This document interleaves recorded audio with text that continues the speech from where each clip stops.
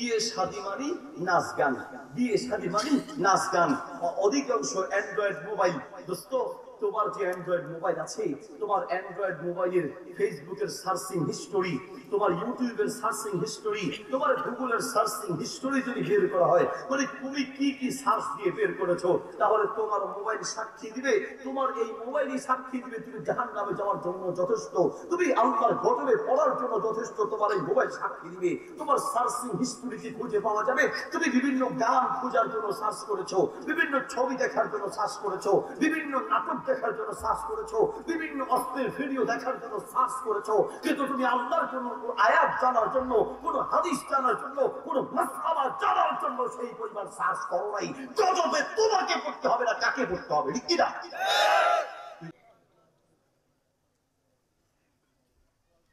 আলহামদুলিল্লাহি ওয়াহদাহু লা শারীকা লাহু ওয়াসসালাতু ওয়াসসালামু আলা মান লা নাবিয়্যা বা'দাহু وعلى آله وصحبه والمهتدين بهدايته إلى يوم الدين أما بعد فأعوذ بالله من الشيطان الرجيم بسم الله الرحمن الرحيم يا أيها الذين آمنوا اتقوا الله حق تقاته ولا تموتن إلا وأنتم مسلمون وقال النبي صلى الله عليه وسلم اتق الله حيثما كنت وأتبع السيئة الحسنة تمحها وخالق الناس بخلق حسن সকলে মুহাব্বতের সাথে দরুদ ইব্রাহিম পড়ে আল্লাহুম্মা সাল্লি আলা মুহাম্মাদ ওয়া আলা আলি মুহাম্মাদ কামা সাল্লাইতা আলা ইব্রাহিম ওয়া আলা আলি ইব্রাহিম ইন্নাকা হামিদুম মাজিদ আল্লাহুম্মা বারিক আলা মুহাম্মাদ ওয়া আলা আলি মুহাম্মাদ কামা বারাকতা আলা ইব্রাহিম ওয়া আলা আলি ইব্রাহিম ইন্নাকা হামিদুম মাজিদ। সম্মানিত উপস্থিতি, আল্লাহ রাব্বুল আলামিনের মেহেরবানি আর দয়ায় অধ্যকারী বড়ইয়া কৃষ্ণপুর যুব কল্যাণ পরিষদের উদ্যোগে আয়োজিত দশম বার্ষিক তাফসীরুল কুরআন মাহফিলে আমাদেরকে উপস্থিত হওয়ার তৌফিক দিয়েছেন, আলহামদুলিল্লাহ। আজকের এই মাহফিলে মোহতারাম সম্মানিত সভাপতি হিসেবে রয়েছেন জনাব মোহাম্মদ হাবিবুর রহমান ভূঁইয়া সাহেব, উপস্থিত রয়েছেন মাহফিল পরিচালনা জনাব মোহাম্মদ আরিফুল ইসলাম আরমান সাহেব, প্রধান অতিথি হিসেবে রয়েছেন দেশবরেণ্য আলেমে দ্বীন, সুমিষ্ট ভাষী মুফাসসিরে কোরআন, আমাদের বাংলাদেশের গর্ব আল্লামা ডক্টর কামরুল ইসলাম সাঈদ আনসারী হাফিজাহুল্লাহ, আর উপস্থিত মোহতারাম সম্মানিত উলামায়ে কেরাম, দিন প্রিয় ইসলাম প্রিয় মুসলিম ভাইয়েরা, আমি খুব বেশি কথা বলবো না, কারণ হুজুর চলে এসেছেন, আবার আলোচনার পর ইনশাআল্লাহ তিনি কথা বলবেন। আর সাধারণত আমি খুব লম্বা সময় নিয়ে কথা বলি না, ভূমিকায় বেশি সময়ও নষ্ট করি না, মূল কথায় চলে যাই। এই পৃথিবীতে কিছু বিপদ আল্লাহ সুবহানাহু ওয়া তাআলা বান্দার পাপের কারণে দেন, কিছু কিছু বিপদ দেন পরীক্ষা করার জন্য, কিছু কিছু বিপদ দেন বান্দাকে পাপের পথ থেকে ফেরানোর জন্য। নিজের পাপের কারণে এই পৃথিবীতে আল্লাহ সুবহানাহু ওয়া তাআলা কিছু বিপদ দেন। আমি সংক্ষিপ্ত আকারে পৃথিবীতে বিপদ আসার কারণ এবং বিপদ থেকে বাঁচার উপায়গুলো কি সেগুলো বলার চেষ্টা করবে ইনশাআল্লাহ। প্রথমত, যে কোনো বিপদ থেকে বাঁচার জন্য আমাদেরকে আল্লাহমুখী হতে হবে। মনে রাখবেন, পৃথিবীর কোনো মাধ্যম আপনাকে বিপদ থেকে বাঁচাতে পারে না। পৃথিবীর কোনো মাধ্যম, আমরা অনেক সময় অসুস্থ হলে ডাক্তারের উপরে ভরসা করে বসে থাকি, অনেক সময় হসপিটালের চিন্তা করি, অনেক সময় ঔষধের উপরে ভরসা করি, অনেক সময় অমুক তমুকের উপরে ভরসা করি, অনেক সময় ভাবি ব্যাংকে টাকা রাখা আছে, বিপদে আপদে কাজে লাগবে। বিভিন্ন জায়গায় কিছু জায়গা কিনে রেখেছি, বিপদে আপদে কাজে লাগবে। প্রিয় বন্ধু আমার, আল্লাহ সুবহানাহু ওয়া তাআলা যদি বিপদ দেন, পৃথিবীর কোন ডাক্তার, কোন ঔষধ, কোন হসপিটাল, টাকা আর সম্পদ আপনাকে বিপদ থেকে বাঁচাতে পারে না। আল্লাহ যদি না বাঁচায়, পৃথিবীর কেউ বিপদ থেকে বাঁচাতে পারে না, ঠিক না? এই জন্যই সবসময় বিপদ থেকে বাঁচার জন্য আল্লাহর কাছে ধরনা দেওয়া উচিত।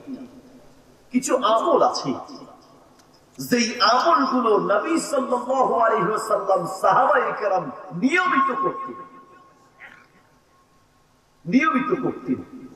আমাদের জীবনে বড় বড় লেকচার আছে, বড় বড় ফতোয়া আছে, মাশাআল্লাহ।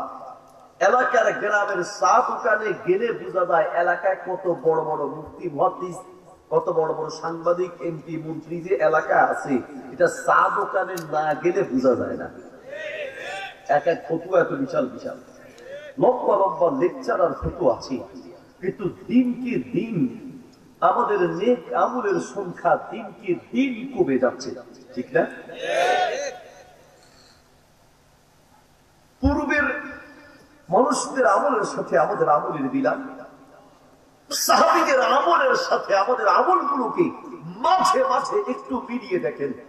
আপনিও একজন মুসলিম আর সাহাবীরাও মুসলিম, আপনিও একজন মুসলিম আর আবু বকর, ওমর, ওসমান, আলী রাদিয়াল্লাহু আনহুম তারাও মুসলিম, তারাও মুসলমান। কিন্তু আপনার মাঝে আর তাদের মাঝে আসমান জমিনের পার্থক্য আছে।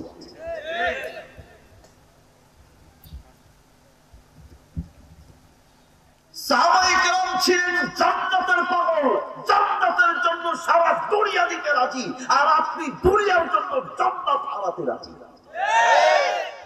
আপনি দুনিয়ার অর্থ সম্পদার লোভে পড়ে দুনিয়ার সামান্য স্বার্থের জন্য আপনি ঈমান দিতে 1 মিনিট চিন্তা করেন না। আর সাহাবায়ে কেরাম নিজের জীবন দিতে রাজি আছে, ঈমান দিতে রাজি নাই, ঠিক না? এই হলো আপনাদের আমাদের মাঝে আর সাহাবীদের মাঝে পার্থক্য। নবী সাল্লাল্লাহু আলাইহি ওয়াসাল্লাম একজন প্রিয় সাহাবী সাদ ইবনে আবি ওয়াক্কাস রাদিয়াল্লাহু তাআলা আনহু, তিনি ইসলাম গ্রহণ করলেন। তার মা এসে সাদকে বলছেন, ইন্নী সামি'তু আন্নাকা আসলামতা ওয়া খালাফতা দীন আবিকা। আমি শুনলাম তুমি নাকি ইসলাম গ্রহণ করেছো আর তোমার বাপ দাদার ধর্মের বিরোধিতা করছো। আমি শুনলাম তুমি নাকি ইসলাম গ্রহণ করেছো আর বাপ দাদার ধর্মের বিরুদ্ধে চলছো। ওই আব্দুল্লাহর বেটা মুহাম্মদ সাল্লাল্লাহু আলাইহি ওয়াসাল্লাম, তার কাছে নাকি তুমি আসা যাওয়া করো। মা তার ছেলেকে বলছেন, বাবা আমি জানি তুমি আমাকে তোমার পরিচয় দিয়ে ভালোবাসো, তাই আমার একটা প্রস্তাব, তোমাকে সিদ্ধান্ত নিতে হবে। হয় তুমি মুহাম্মদ থেকে দূরে সরবে, ইসলাম থেকে দূরে সরবে, আর না হয় আমি মাকে হারাবি। লা আকুলু ওয়া লা আশরাবু হাত্তা আমুতা। আমি কিছু না খেয়ে, কিছু পান না করে আমি এখানেই দাঁড়ায় থাকবো যতক্ষণ না তুমি ঘোষণা দিবে ইসলাম ছেড়ে দিয়েছো, মুহাম্মদ সাল্লাল্লাহু আলাইহি ওয়াসাল্লামকে ত্যাগ করেছো, ঈমান ছেড়েছো, ইসলাম ছাড়বে। হয় ইসলাম হারাতে হবে আর না হয় আমি মাকে হারাতে হবে। সিদ্ধান্ত তোমাকে নিতে হবে। বলো। সাদ ইবনে আবি ওয়াক্কাস বললেন, মা আমি তোমাকে পরিচয় দিয়ে ভালোবাসি, আমি তোমার জন্য আমার পুরো জীবনটা আমি বিলিয়ে দিতে রাজি আছি। কিন্তু মা, তুমি তো বড় কঠিন প্রশ্ন করেছো। তুমি চাও আমি আমার ঈমান হারিয়ে ইসলামটাকে দূরে সরিয়ে আমি আমার ঈমান ইসলামকে বাদ দিয়ে আমি তোমাকে বাঁচাই। হয় তোমাকে বাঁচাতে হবে, না হয় আমার ঈমান আর ইসলাম রক্ষা করতে হবে। মা স্পষ্ট করে শোনো, আল্লাহ তোমার মাঝে একটা প্রাণ দিয়েছেন, একবার মরে গেলেই আর তুমি বেঁচে থাকার সুযোগ নেই। মা, আল্লাহ যদি তোমার মাঝে 100 প্রাণ দেয় আর তুমি যদি আমার সামনে ছটফট করতে করতে একবার দুইবার নয় যদি 112 আমার সামনে ছটফট করতে করতে মারা যাও, আমি কাঁদবো, চোখের পানি ফেলবো। তুমি মায়ের কারণে আমি আমার ঈমান আর ইসলাম হারাতে পারি না। আল্লাহু আকবার। চিন্তা করি তাদের মাঝে আর আমাদের মাঝে পার্থক্য কতটুকু। নবী সাল্লাল্লাহু আলাইহি ওয়াসাল্লাম বলেন, হাদিস মিশকাতে আছে, হাদিস আত-তারগিব ওয়াত-তারহিব কিতাবে আছে, হাদিসটি মুসনাদ আহমদে আছে। আল্লাহর নবী বলছেন, ফাওয়াল্লাহ, আল্লাহর কসম করে বলছি, আল্লাহর কসম করে বলছি, ফাওয়াল্লাহ, আল্লাহর কসম করে বলছি, লাল ফাকরা আখশা আলাইকুম ওয়ালাকিন আখশা আলাইকুম আন তুবসাতা আলাইকুম আদ-দুনিয়া فبسطت على من كان قبلكم فتنافسوها كما تنافسوها فتهلككم كما أهلكتهم شرع আমি নবী ভয় করছি, আমি নবী ভয় করছি তোমরা ধ্বংস হবে, তোমরা ধ্বংস হবে। আমি নবী ভয় করছি, কেন জানো? তোমরা ধ্বংস হবে টাকার লোভে পড়ে, তোমরা ধ্বংস হবে অর্থের লোভে পড়ে, তোমরা ধ্বংস হবে সম্পদের লোভে পড়ে, তোমরা ধ্বংস হবে ক্ষমতার লোভে পড়ে, তোমরা দুনিয়ার লোভে পড়ে ধ্বংস হবে, দুনিয়ার লোভে জান্নাত থেকে দূরে সরে যাবে। ঠিক কিনা? তাই চলছে, তাই চলছে সমাজের বাস্তবতা। আপনি বলেন, আপনি যে পরিমাণ আপনার অর্থ সম্পর্কে আপনি প্রাধান্য দেন, যেই পরিমাণ দুনিয়াকে প্রাধান্য দেন, আপনি তার কিঞ্চিত পরিমাণও জান্নাতের কথা ভাবেন না। বাবার ছেলে আমার আগে বক্তব্য দিতে গিয়ে আপনাদেরকে একটা মেসেজ দিয়েছি, হয়তো বা সেগুলো আপনাদের কলিজা পর্যন্ত পৌঁছেছে কিনা জানি না। সে বক্তব্য দিতে গিয়েছে, বলেছে, আপনি নাফরমান মা, আপনি আপনার ছেলেকে বলেন, বাবা তাড়াতাড়ি ঘুমাও, সকালে অঙ্কের টিচার আসবে, বাবা তাড়াতাড়ি ঘুমাও, সকালে ইংরেজি টিচার আসবে, বাবা তাড়াতাড়ি ঘুমাও, সকালে স্কুলে যেতে হবে। আপনি নাফরমান মা আর বাবা সন্তানকে অঙ্কের কথা বললেন, সন্তানকে ইংরেজির কথা বললেন, সন্তানকে স্কুলের কথা বললেন। আপনি অযোগ্য মা আর বাপ, আপনার সন্তানটাকে একবার বলেন নাই, বাবা তাড়াতাড়ি ঘুমাও, সকালে আল্লাহর কোরআন পড়তে হবে, বাবা তাড়াতাড়ি ঘুমাও, সকালে ফজরের নামাজ পড়তে হবে। আপনি যেই দিন তার মাথায় ঢুকিয়ে দিলেন নামাজের চেয়ে অঙ্কের, কোরআনের চেয়ে অঙ্ক বড়, কোরআনের চেয়ে ইংরেজি বড়, আপনি তো সেই দিন প্রমাণ করে দিয়েছেন দুনিয়ার দিনের চেয়ে দুনিয়া বড়। আপনি তো সেই দিন প্রমাণ করে দিয়েছেন নামাজে, মসজিদে নামাজে যাওয়ার চেয়ে স্কুলে যাওয়া বড়। আপনি তো সেই দিন প্রমাণ করে দিয়েছেন আখিরাতের চেয়ে দুনিয়া বড়। ঠিক কিনা? আপনি তো সেই দিন প্রমাণ করে দিয়েছেন। আমাদের দেশের মানুষের দিকে যদি আপনি তাকান, আপনার ছেলেটার দিকে তাকান, আপনার ছেলেটার দিকে, আপনার ছেলেটাকে দেখবেন। আপনি কাছে ডেকে জিজ্ঞেস করেন, বাবা তুমি বড় হয়ে কি হতে চাও? সে বলবে আমি ডাক্তার হতে চাই, সে বলবে আমি ইঞ্জিনিয়ার হতে চাই, সে বলবে আমি এমপি, মন্ত্রী, মিনিস্টার হতে চাই। সে ডাক্তার হতে চায়, সে ইঞ্জিনিয়ার হতে চায়, সে এমপি, মন্ত্রী, মিনিস্টার হতে চায়, সে বড় অফিসার হতে চায়। জিজ্ঞেস করেন কেন? সে এই কথা বলবে না যে মানুষের সেবা করার জন্য, সে এটাই বলবে ডাক্তার, ইঞ্জিনিয়ার, বড় বড় অফিসার হলে গাড়ি নিয়ে চলা যায়, বেশি টাকা ইনকাম করা যায়, বিল্ডিং করা যায়, বাড়ি আর গাড়ি করা যায়, পড়ালেখা করে যে গাড়ি ঘোড়ায় চলে সে। আপনি তো তার মাথায় দুনিয়া ঢুকায় দিলেন।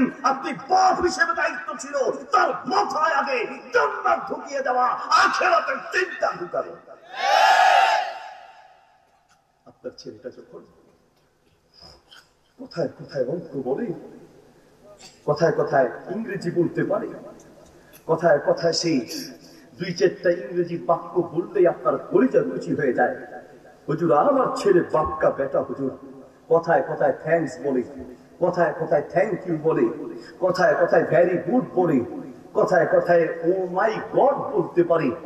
আপনার ছেলে কথায় কথায় ইংরেজি বলে, আপনার কলিজা খুশি হয়ে যায়। কিন্তু আপনার ছেলেটা জি কথায় কথায় কোরআনের আয়াত পড়তে পারে না, কথায় কথায় নবীর হাদিস পড়তে পারে না, কথায় কথায় সুবহানাল্লাহ বলতে পারে না, কথায় কথায় মাশাআল্লাহ বলতে পারে না, কথায় কথায় আল্লাহু আকবার বলতে পারে না। আপনার কলিজায় একটুও দুঃখ লাগে না, ইংরেজি বললে খুশি হয়ে যান, কোরআন যে পড়তে পারে না দুঃখও লাগে না। ঠিক কি না? আমি সমাজের বাস্তবতা বলছি। যদি আমি ভুল করে থাকি বলেন আমাকে, হুজুর আপনি ভুল বলছেন। এটাই সমাজের বাস্তবতা। দুনিয়া কি এমনিতে ধ্বংস হয়? দুনিয়া কি এমনিতে ধ্বংস হয়? আল্লাহ রাব্বুল আলামিন বলেন সূরা তাহা আয়াত নম্বর 124, 25, 26 এবং 27 নম্বর আয়াতে আল্লাহ বলছেন, وَمَنْ أَعْرَضَ عَنْ ذِكْرِي فَإِنَّ لَهُ مَعِيشَةً ضَنكًا। এই পৃথিবীর জীবনটাকে অশান্তিময় করে দিব। আল্লাহ বলেন দুনিয়াতে বিপদ আর বিপদ আমি আল্লাহ বাড়িয়ে দিব। এই পৃথিবীর বুকে বিপদ আসার অনেকগুলো কারণের একটা বড় কারণ হলো জাতি আল্লাহর কোরআন থেকে দূরে সরে যাওয়া। আপনি বলেন, আমরা ছোটবেলায় দেখেছি আমাদের মা বাবার মুরব্বীরা বলতো, বাবা মাগরিবের টাইম হয়েছে, সন্ধ্যা হয়েছে, তাড়াতাড়ি কোরআন নিয়ে আসো। বাবা সকাল হয়েছে, তাড়াতাড়ি মক্তবে যাও। আর এখন মুরব্বী নিজেই ফজরের নামাজের সময় ঘুমায়। সকালবেলা মুসলমানদের ঘর থেকে নাক ডাকার আওয়াজ শোনা যায়, সন্ধ্যা হলে পরে মুসলমানদের ঘর থেকে ছবি, সিনেমা, নাটক, নাচ আর গানের আওয়াজ শোনা যায়, কোরআন তেলাওয়াতের আওয়াজ শোনা যায় না। যেই মুসলমানের ঘরে আল্লাহর কোরআনের তেলাওয়াত থাকে না, সেই ঘরে অর্থ আর সম্পদ থাকতে পারে, কিন্তু আল্লাহর রহমত, বরকত আর শান্তি থাকতে পারে না। শান্তি থাকতে পারে না। বলো তুমি আমাকে, বলো আপনি আপনার ছেলেটাকে যেই পরিমাণ অঙ্ক শিখানোর চেষ্টা করেছেন, যেই পরিমাণ ইংরেজি শিখানোর চেষ্টা করেছেন, যেই পরিমাণ আপনি আপনার ছেলেটাকে সায়েন্স আর বিজ্ঞান শেখানোর চেষ্টা করেছেন, আপনি আপনার ছেলেটাকে সেই পরিমাণ আল্লাহর কোরআন শেখানোর চেষ্টা করেন নাই। 100% সত্য কথা আমাকে বলতে হবে না। আপনি আপনার বিবেককে প্রশ্ন করেন। আপনার ছেলে স্কুলে যায় কিনা আপনি ঠিকই খোঁজ দেন, প্রাইভেটে যায় কিনা আপনি খোঁজ দেন, কোচিং এ ঠিক মতো যায় কিনা আপনি খোঁজ দেন, কিন্তু আপনার ছেলে ঠিক মতো মসজিদে যায় কিনা আপনি কয়দিন খোঁজ দিয়েছেন? আপনার ছেলে আজকে সারাটা দিন গিয়েছে, কয়বার কোরআন পড়েছে একটা বার জিজ্ঞেস করেছেন? একটা বার আপনি জিজ্ঞেস করেন নেই, বাবা আমি তো তোমার একজন বাপ, আমি তোমাকে শুধু লালন পালন করছি, কিন্তু তোমার একজন মালিক যিনি তোমাকে সৃষ্টি করেছেন, বাপ সেই মালিক, বাপ সেই মালিক যিনি তোমাকে চোখ দিয়েছেন, সেই আল্লাহর দেয়া চোখ দিয়ে বাপ তুমি দুনিয়ার এত কিছু দেখেছো, কিন্তু বলো তো দেখি বাপ আল্লাহর এই চোখ দিয়ে আজকে সারাদিনে কয়বার তুমি কোরআন পড়েছো? গত একটা মাস গিয়েছে, কয়বার তুমি কোরআন পড়েছো? গত একটা বছর গিয়েছে, কয়টা বার তুমি কোরআন পড়েছো? আপনি আমার জানা মতে, আমার ধারণা করে বলছি, কিন্তু এটাই সমাজের বাস্তবতা। কোন বাপ তার ছেলেকে একটা বার জিজ্ঞেস করে নেই, বাবা গত এক সপ্তাহে কয়বার কোরআন পড়েছো, গত একটা মাসে কয়বার কোরআন পড়েছো? এটা জিজ্ঞেস না করলেও ঠিকই বাবা ইংরেজি প্রাইভেট পড়তে গিয়েছো কিনা, অঙ্কে ঠিক মতো যায় কিনা, বাড়িতে ফোন দিয়ে পর্যন্ত জিজ্ঞেস করে আমার ছেলে প্রাইভেটে ঠিক মতো যায় কিনা, মাস শেষে তো বেতন দিচ্ছি, অঙ্ক ঠিক মতো করে কিনা, ইংরেজি ঠিক মতো হচ্ছে কিনা, স্কুলে ঠিক মতো যায় কিনা, আপনি ঠিকই খোঁজ দিচ্ছেন। আপনার সন্তানটা আল্লাহর কোরআন পড়ে কিনা, নামাজ পড়ে কিনা, কয়দিন জিজ্ঞেস করেছেন? ঠিক কিনা? জিজ্ঞেস করেছেন। আপনি তো প্রমাণ করে দিয়েছেন দিনের চেয়ে যে দুনিয়া বড়, সেটাই তো আপনি প্রমাণ করেছেন। আল্লাহ তাআলা বলেন দুনিয়ার মানুষ জাহান্নামে যাওয়ার কারণ فأما من طغى وآثر الحياة الدنيا, যারা আখিরাতের তুলনায় দুনিয়ার জীবনকে প্রাধান্য দিবে তারাই জাহান্নামে যাবে। আর সাহাবায়ে কেরাম সুবহানাল্লাহি ওয়া বিহামদিহি, সাহাবায়ে কেরাম জান্নাতের কাছে কি দুনিয়া কিচ্ছুই না, সারা দুনিয়া হারাতে রাজি আছে, জান্নাত হারাতে রাজি নাই। ঠিক কি না? আপনাকে শুধু আমি দুইটা দৃষ্টান্ত দিই, আপনি বুঝবেন যে সাহাবীগণ কি পরিমাণ জান্নাতের পাগল ছিল আর আপনি কি পরিমাণ দুনিয়ার পাগল।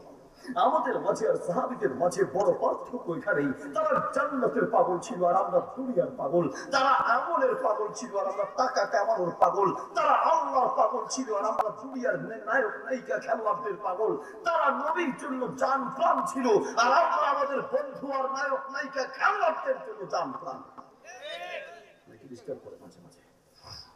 ভাই শেষে যে আওয়াজ করে কোন করে আওয়াজ করে ভেঙে গেছে? আচ্ছা ঠিক আছে, আচ্ছা আসুক, সমস্যা নেই। এটাই আমাদের মাঝে পার্থক্য। দেখেন সাহাবায়ে কেরাম কি পরিমাণ জান্নাতের পাগল ছিল, আপনাকে একটু বুঝাই। ভাই আমার, আপনারা যারা আলোচনা শুনতে অভ্যস্ত, আপনারা খুব ভালো করে জানেন আমি কথা বলার সময় আমার কথায় কোনো রং নেই, ঢং নেই, সুর নেই, ছন্দ নেই, তাল নেই। আর এই কথা বলি পরিচয় ভালোবাসা কি, এই জন্য আমার কথা শোনা অবস্থায় হাঁটা চলা করা যায় না, ডানে ডানে তাকানো যায় না, একটু কথা বলা যাবে না। ঠিক আছে ইনশাল্লাহ? একদম খুব মনোযোগ দিয়ে বন্ধু আমার, মাহফিলে বসার সময় নিয়ত করে বুঝতে হবে, হতে পারে আজকের এই মাহফিল আপনার জীবনের শেষ মাহফিল হতে পারে, আমার জীবনের শেষ মাহফিল হতে পারে। এমন বহু বক্তার সাথে মাহফিল করে উত্তরবঙ্গ থেকে আমি ফেরি হেসে পৌঁছাতে পেরেছি, আমার সাথে বক্তা বাড়ি পর্যন্ত পৌঁছাতে পারে নেই। গতকালকের মাহফিল করলাম, গতকালকের কথা বলছি, চাঁদপুর বরুড়ার মাহফিল করলাম। মাহফিলের যিনি সভাপতি, প্রত্যেকটা বছর তিনি একেবারে পাশে বসেই মাহফিলের শুরু থেকে শেষ পর্যন্ত বক্তব্য শোনেন। প্রত্যেক বছর ভালো ভালো আলেমদেরকে তিনি দাওয়াত দেন। গত বছর ডক্টর আবুল কালাম আজাদ আল বাশার, ডক্টর আবুল কালাম আজাদ বাশার হাফিজাহুল্লাহ, তিনি গত বছর ছিলেন। এই বছর আমি ছিলাম। কত তার আশা, অনেক আশা করে আমাকে ফোন দিয়েছে, হুজুর আপনার বক্তব্য ইন্টারনেটে শুনলে কলিজা হুজুর কেঁপে উঠে, হুজুর হৃদয়ের ভালোবাসা জাগ্রত হয়, আপনাকে একটু দেখবো আর আপনার বক্তব্যটা শুনবো হুজুর। এই সভাপতি সাহেব আমার বক্তব্য শোনার জন্য কত জান প্রাণ ছিল, কিন্তু সেই লোকটা আগামীকালকের মাহফিল আমরা ঠিকই করেছি, স্টেজ ঠিকই হয়েছে, মাইকিং ঠিকই হয়েছে, মাইক ঠিক ছিল, বক্তাও ঠিক ছিল, শ্রোতাও এসেছে, কিন্তু সভাপতি সকালে স্ট্রোক করে দুনিয়ার থেকে বিদায় হয়েছে। বন্ধু, আজকের এই মাহফিল তোমার জীবনের শেষ মাহফিল হতে পারে, আমার জীবনের শেষ মাহফিল হতে পারে। জীবনের প্রত্যেকটা রাতকে জীবনের শেষ রাত মনে করো, প্রত্যেকটা দিনকে জীবনের শেষ দিন মনে করো। আল্লাহর কসম, তোমার জীবনটা পাল্টে যাবে, ঠিক কিনা? তোমার জীবনটা পাল্টে যাবে। শেষ পর্যন্ত তার জানাজা করলাম। যিনি সভাপতি হিসেবে মাহফিলে থাকার কথা, তার জানাজা করতে হয়েছে, তার জানাজা করতে হয়েছে।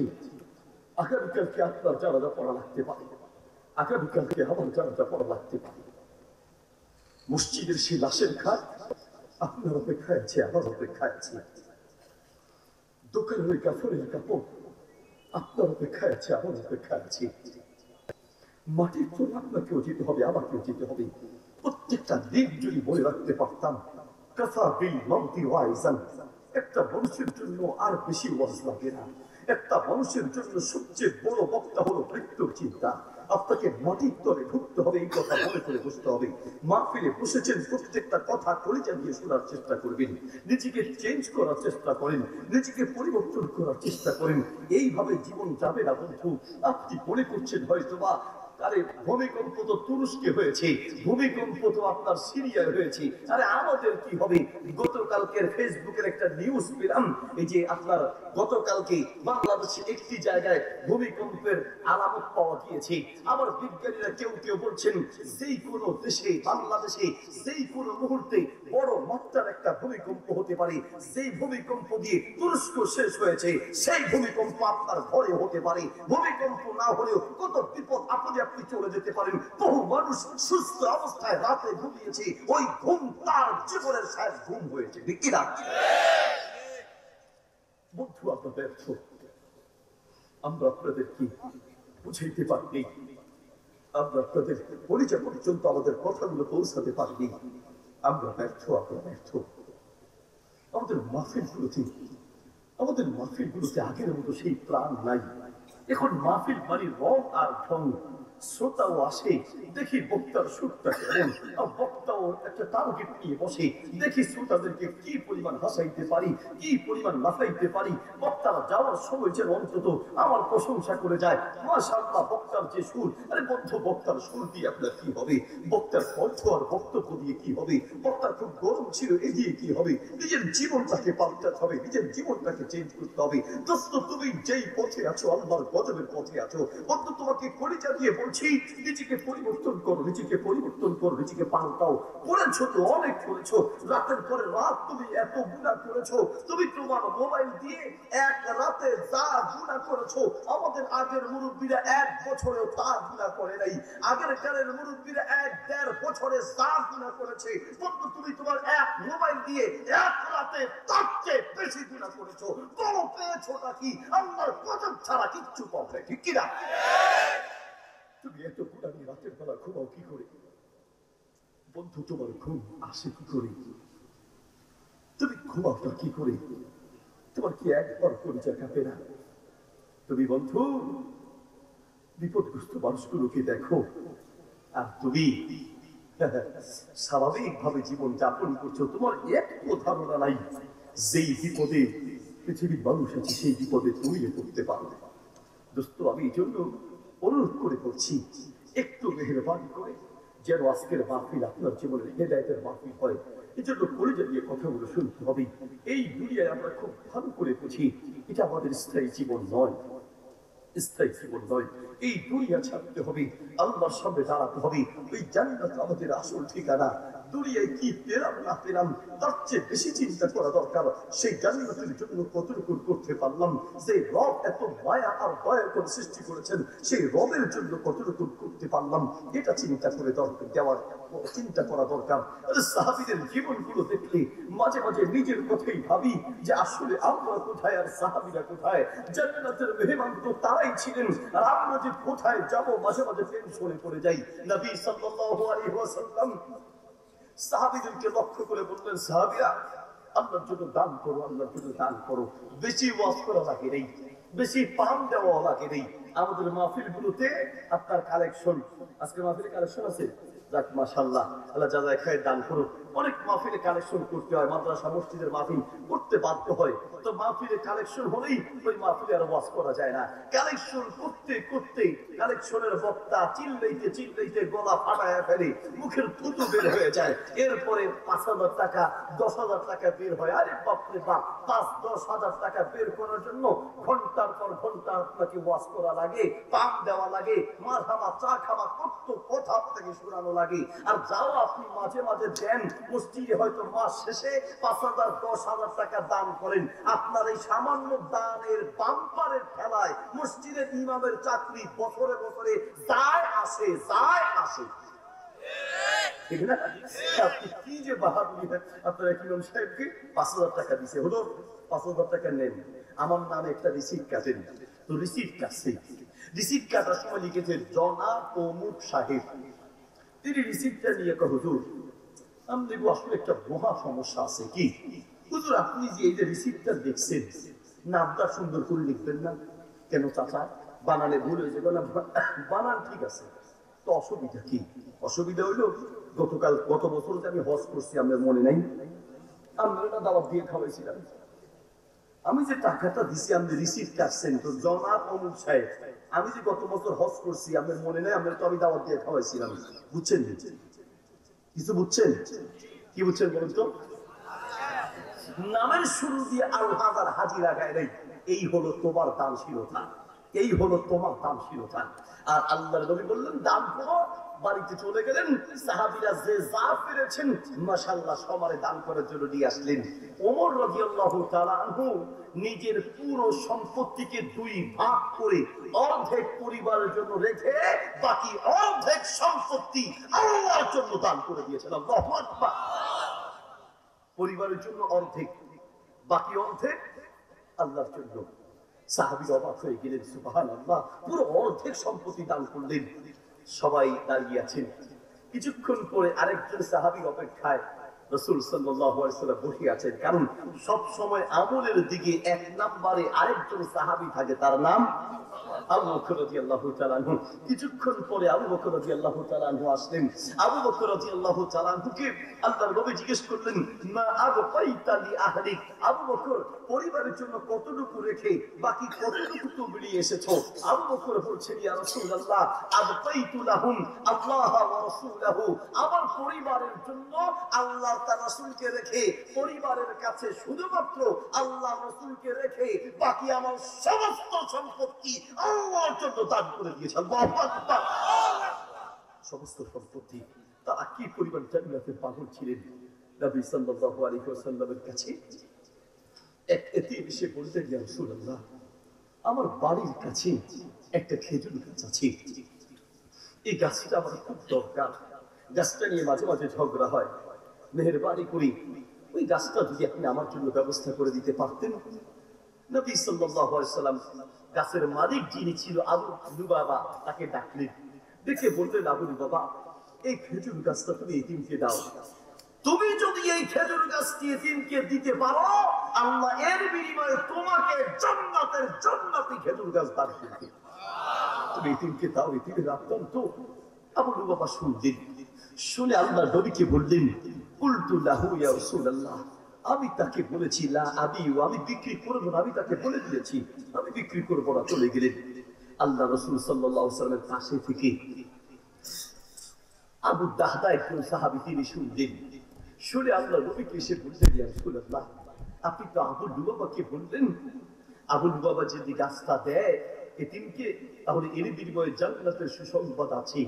সে বুঝে নাই, রাজি হয় নাই।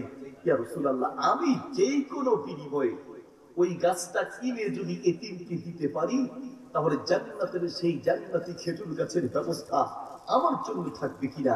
আল্লাহ নবী বললেন, আবু দাহদা, যদি তুমিও পারো তাহলে তোমার জন্য একই সুসংবাদ থাকবে।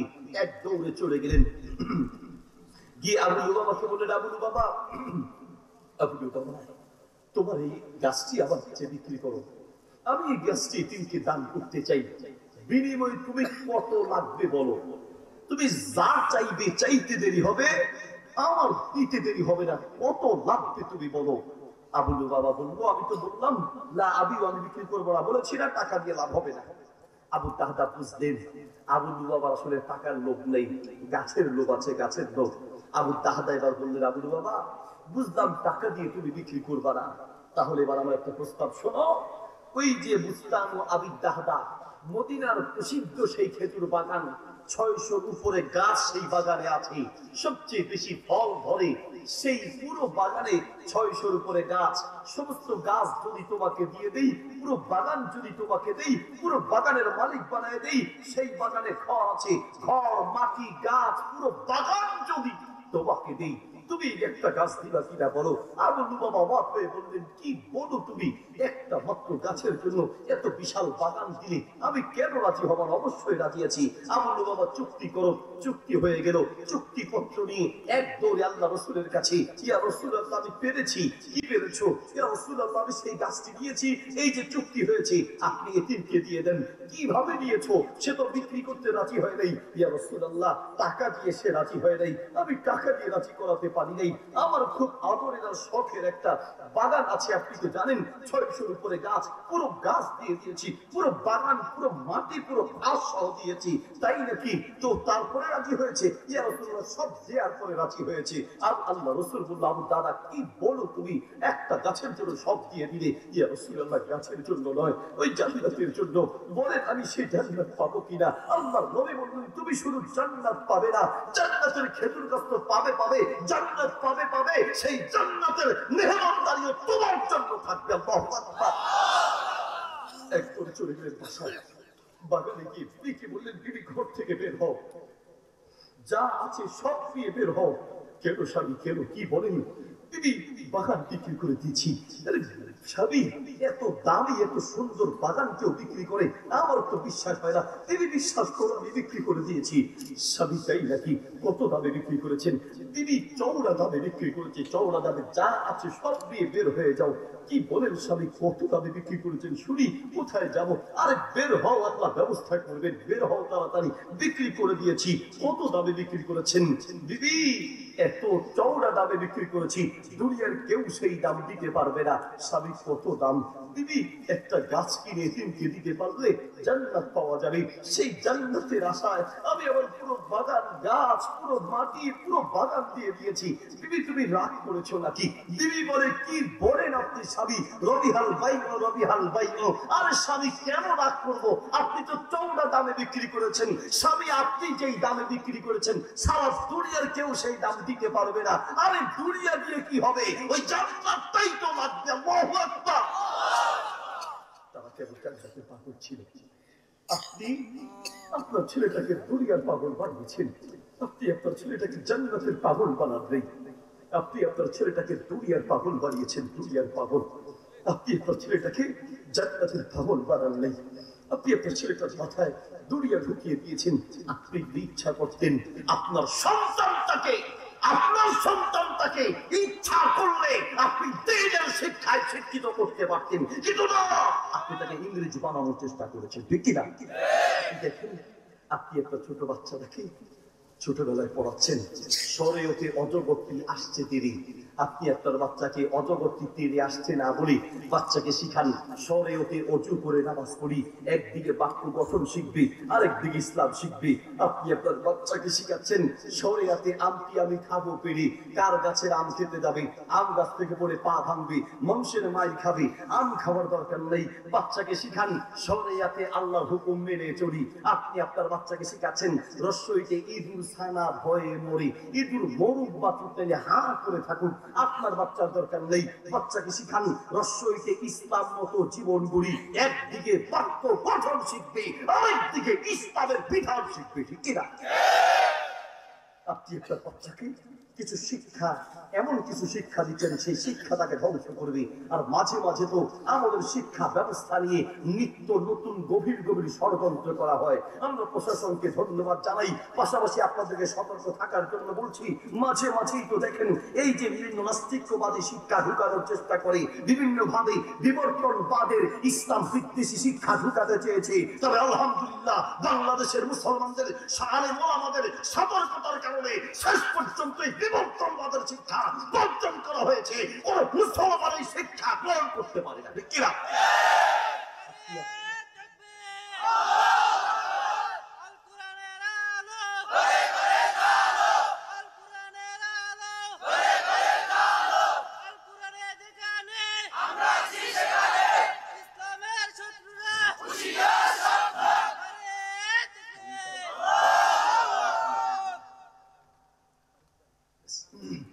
আপনি আপনার সন্তানটাকে আপনি এমন কিছু অঙ্কের পদ্ধতি শেখাচ্ছেন যে অঙ্ক শিক্ষার মাধ্যমে সে চুরি আর ডাকাতি শিখে। আপনার কথাটা বলে হচ্ছে না, আপনার হয়তো পরিচয় ঢুকে না, আমি বাস্তবতা আপনাকে শোনাচ্ছি।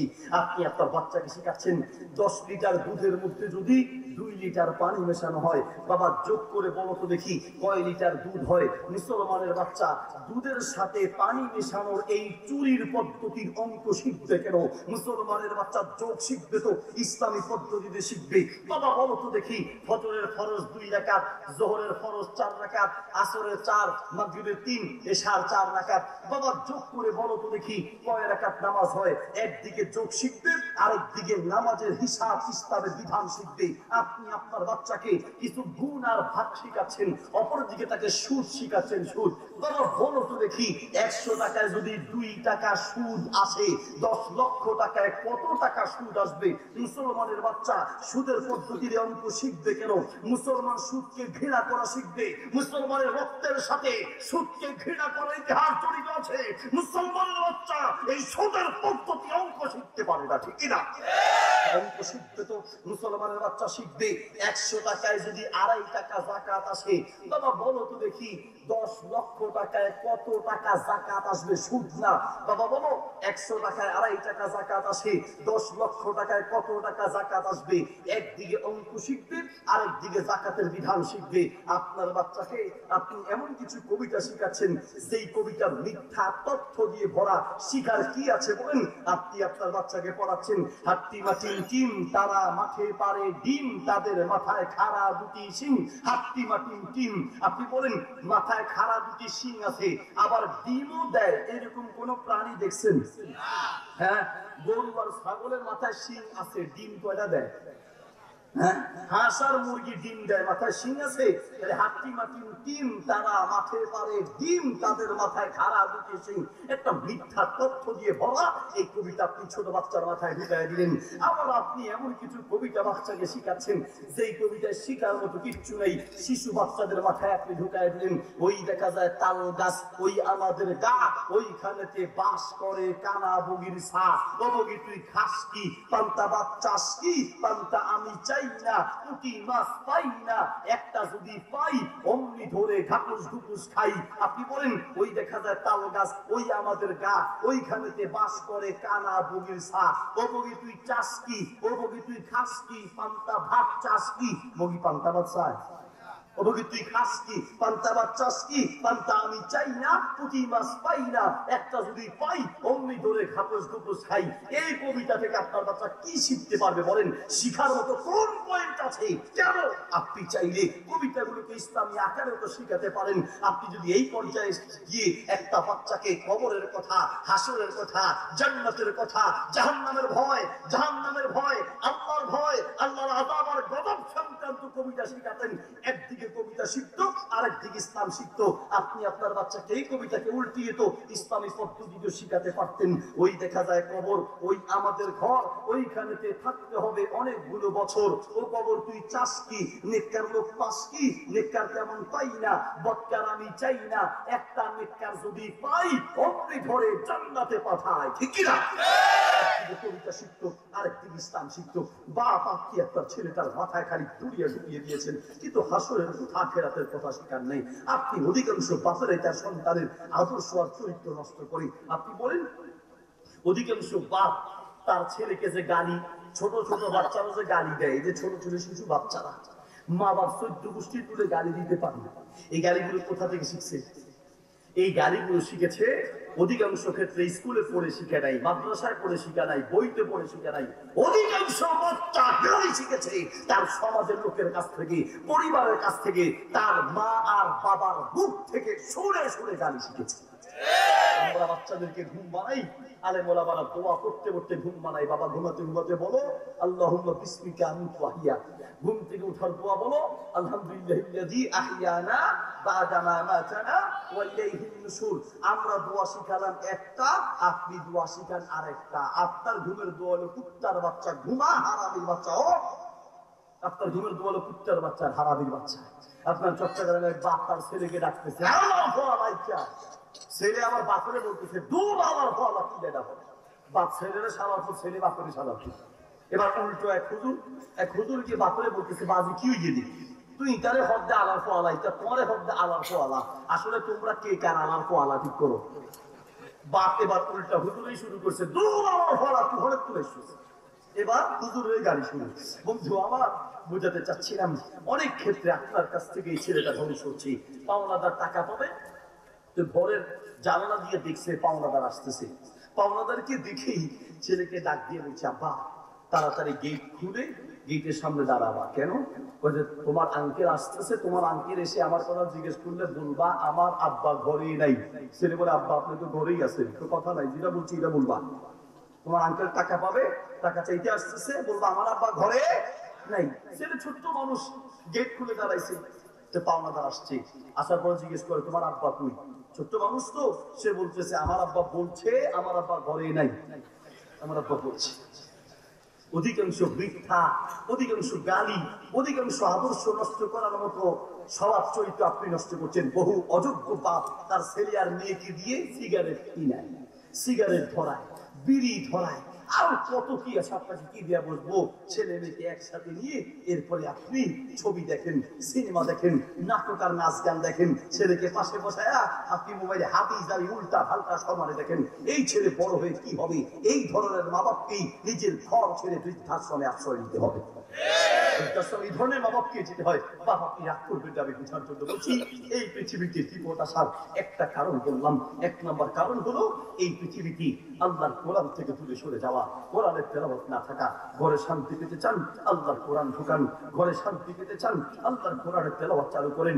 যেই ঘরে আল্লাহর কোরআনের তেলাওয়াত আছে সেই ঘরে শান্তি আছে। এক নম্বর দুনিয়ার বিপদ আসার কারণ কোরআন তেলাওয়াত থেকে দূরে সরে যাওয়া, কোরআন পড়তে না পারা।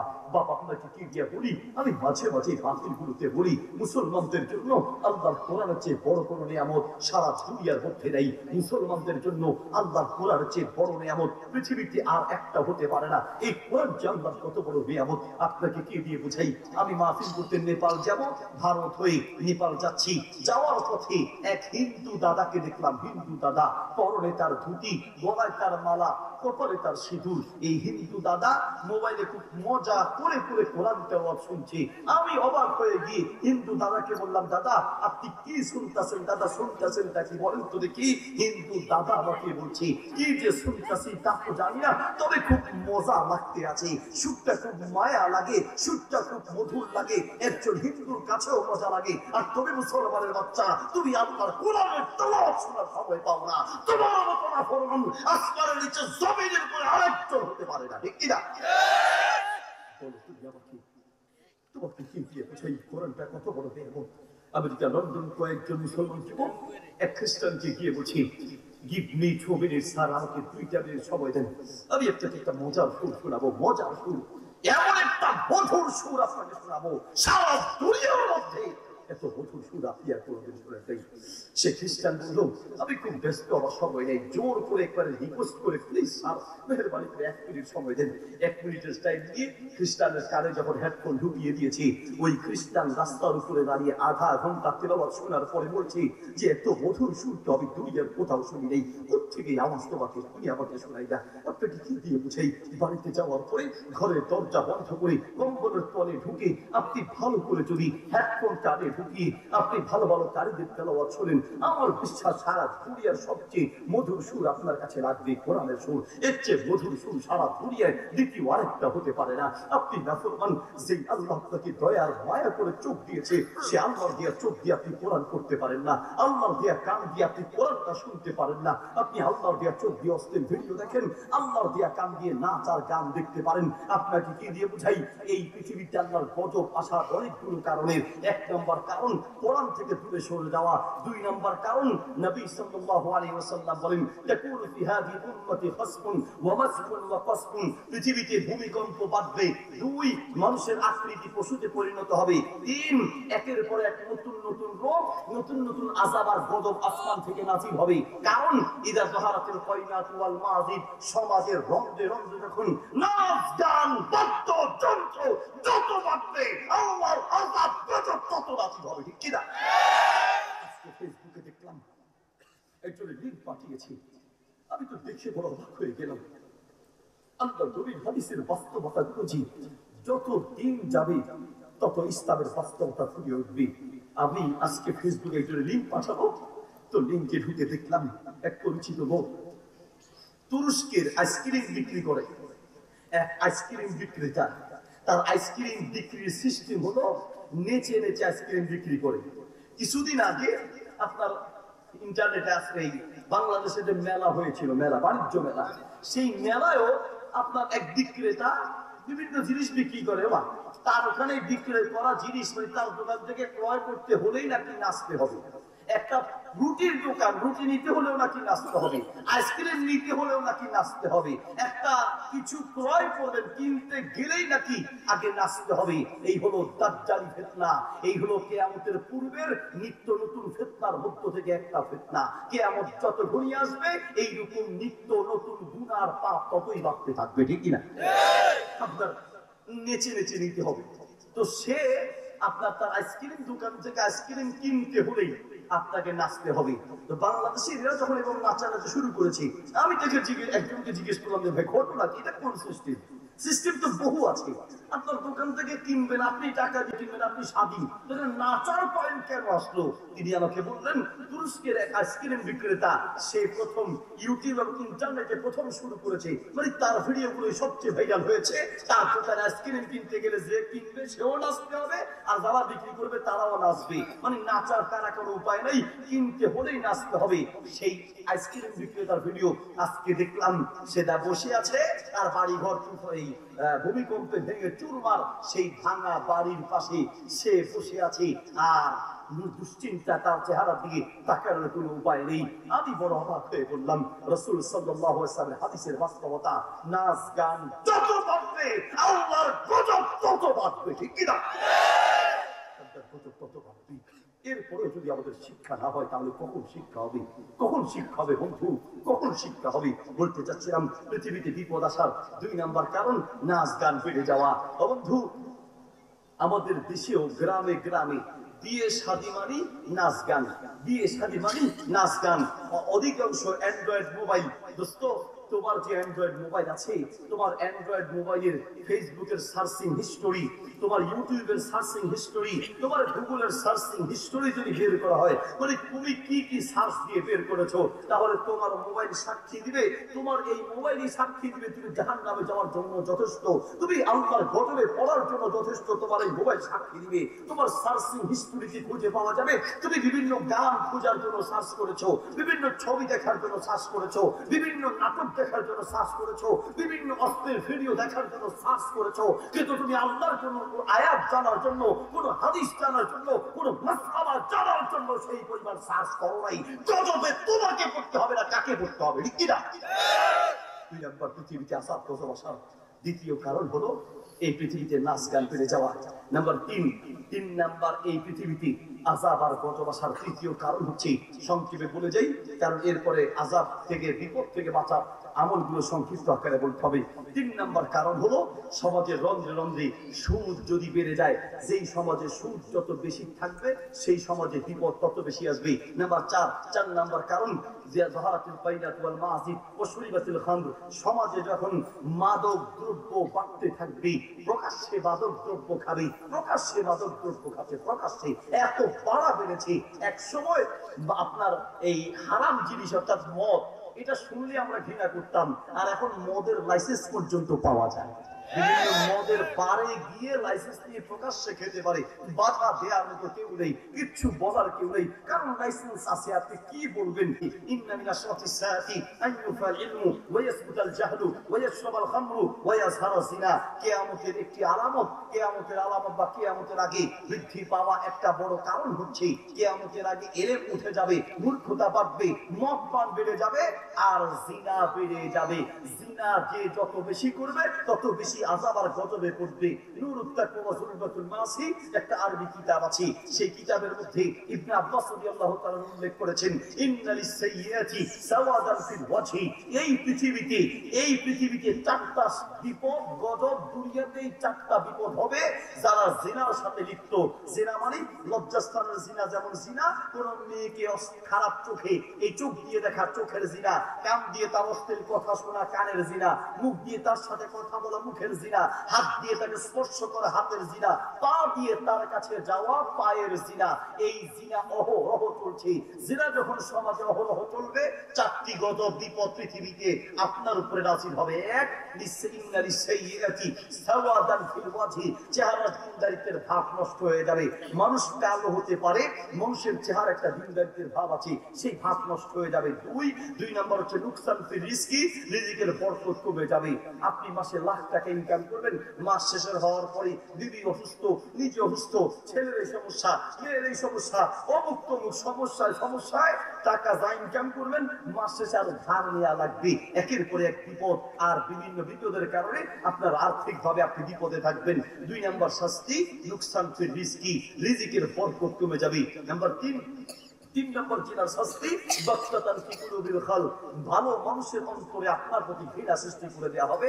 নাম্বার 4 নম্বর শাস্তি হলো ওয়াহানান ফিল বাদান, শরীরে আল্লাহ এমন রোগ দিবে ডাক্তার ঔষধ খুঁজে পাবে না, চিকিৎসা করবে দূরে থাক, ডাক্তার ঔষধ খুঁজে পাবে না। এই জন্য নিজেকে জিনা ব্যভিচার থেকে মুক্ত করতে হবে, বিপদ থেকে যদি বাঁচতে চান। সর্বশেষ পয়েন্ট, বিপদ আসার আরেকটা বড় কারণ ইউআজ্জিলুল উকুবাতা, এই পৃথিবীতে খুব দ্রুত বিপদ আসে মা বাবার বদদোয়ার কারণে, মা বাবার সাথে খারাপ আচরণ করার কারণে। আমি আমার জীবনে কোনো মানুষকে পাইনি মা বাবার মনে কষ্ট দেওয়ার পরে সুখী হয়েছে, এমন একজনকেও আমি পাইনি। মা বাবার মনে কষ্ট দেওয়ার পরে সুখী নয়, বরং দুনিয়ায় বিপদে আযাবে গজবে পড়তে হয়। আল্লাহ তাআলা আমাদের সবাইকে এই সকল বিপদের কারণগুলো থেকে বাঁচার তৌফিক দান করুন, আমিন।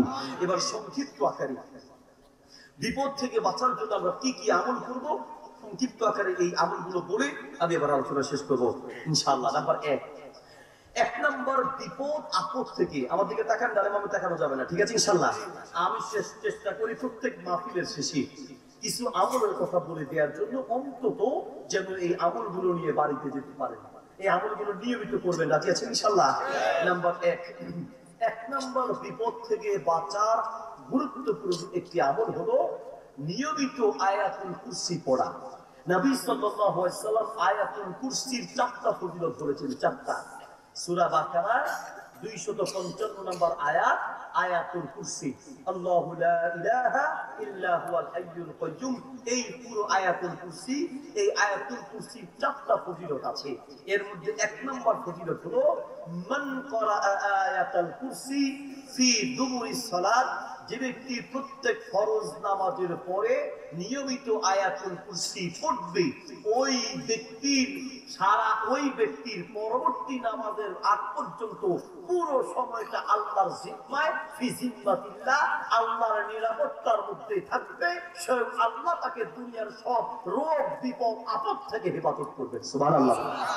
আমি আবার বলছি, আয়াতুল কুরসির 1 নম্বর ফজিলত, যে ব্যক্তি নিয়মিত প্রত্যেক ফরজ নামাজের পরে আয়াতুল কুরসি পড়বে, ওই ব্যক্তি যেই ওয়াক্তে পড়বে সেই ওয়াক্ত থেকে পরের আরেক ওয়াক্ত আসা পর্যন্ত এই পুরো টাইমটার মধ্যে সকল বিপদ থেকে বাঁচার জন্য আল্লাহর নিরাপত্তার মধ্যে থাকবে। সুবহানাল্লাহ। তাহলে আমরা প্রত্যেক ফরজ নামাজের পর আয়াতুল কুরসি পড়ব, রাজি আছি ইনশাআল্লাহ? এইগুলো আয়াতুল কুরসির 1 নম্বর ফজিলত। 2 নম্বর ফজিলত হলো নবী সাল্লাল্লাহু আলাইহি সাল্লাম বলেন, মান ক্বারাআ আয়াতুল কুরসি, যে ব্যক্তি আয়াতুল কুরসি ফরজ নামাজের পরে নিয়মিত পড়বে, ওই ব্যক্তির মাঝে আর জান্নাতের মাঝে পার্থক্য থাকবে মৃত্যু। মরলেই পরে লোকটা আল্লাহর জান্নাতের মেহমান হয়ে যাবে।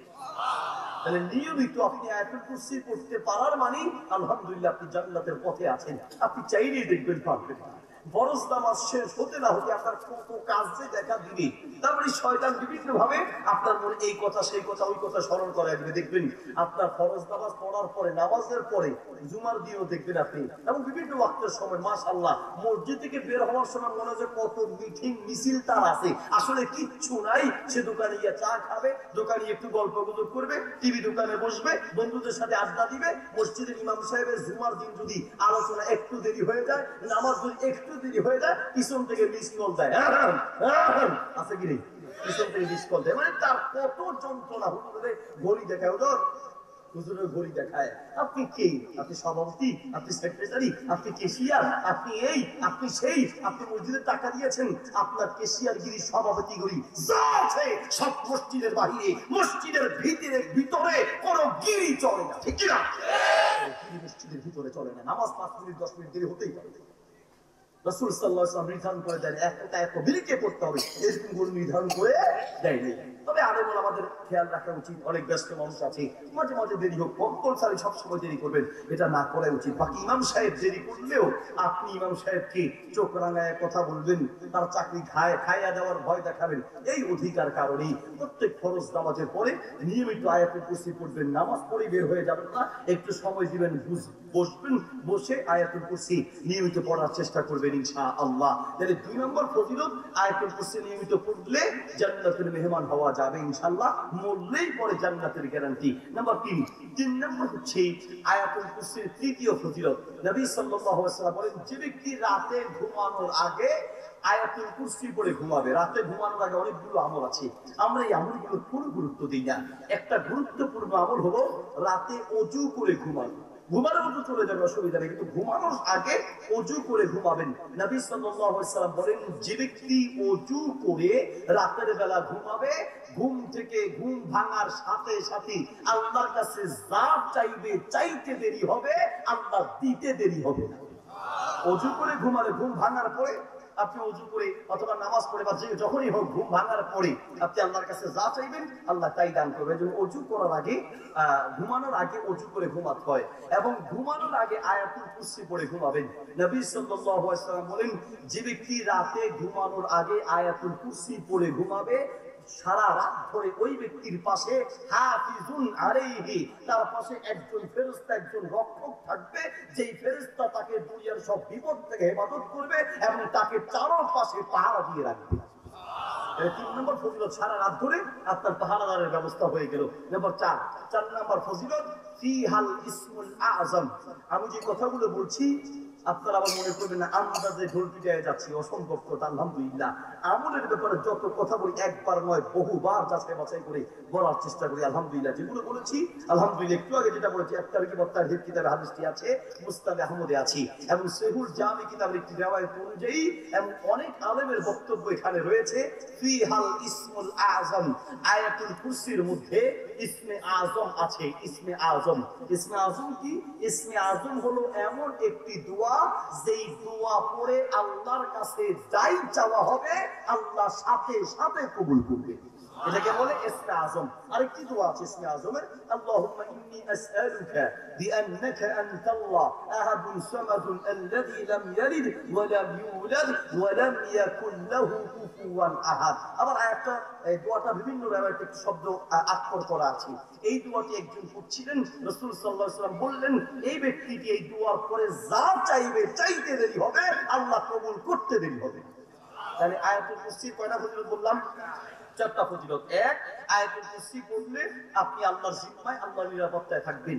2, আয়াতুল কুরসি পড়লে মৃত্যু ছাড়া জান্নাতে আর কিছুই আপনার বাধা থাকবে না, মরলেই পরে জান্নাত। 3, আয়াতুল কুরসি পড়ে রাতে ঘুমালে সারা রাত ধরে ফেরেশতা আপনাকে পাহারা দিবে। 4, আয়াতুল কুরসির মধ্যে ইসমে আজম আছে যেটা পড়ে আল্লাহর কাছে দোয়া করলে আল্লাহ তাআলা খুব দ্রুত দোয়া কবুল করে নেন। এই 4টা ফজিলত আয়াতুল কুরসি। তাহলে বিপদ থেকে বাঁচার 1 নম্বর আমল বললাম আয়াতুল কুরসি। নাম্বার 2 নম্বর আমল হলো ইস্তেগফার। ইস্তেগফার, ইস্তেগফার। নবী সাল্লাল্লাহু আলাইহি ওয়াসাল্লাম বলেন, হাদিস তিরমিজিতে আছে, মিশকাতে আছে, তারগিব ওয়াত তারহিব কিতাবে আছে, হাদিসটি সহিহ ইবনে হিব্বানে আছে। নবী সাল্লাল্লাহু আলাইহি ওয়াসাল্লাম বলেন, মান লাজিমাল ইস্তিগফার জাআলাল্লাহু লাহু মিন কুল্লি যিকিন মাখরাজা। যে ব্যক্তি বিপদে পড়ে নিয়মিত ইস্তেগফার করবে, ইস্তেগফার করার আমলের মাধ্যমে সকল বিপদ থেকে স্বয়ং আল্লাহ তাকে হেফাজত করবে। সুবহানাল্লাহ।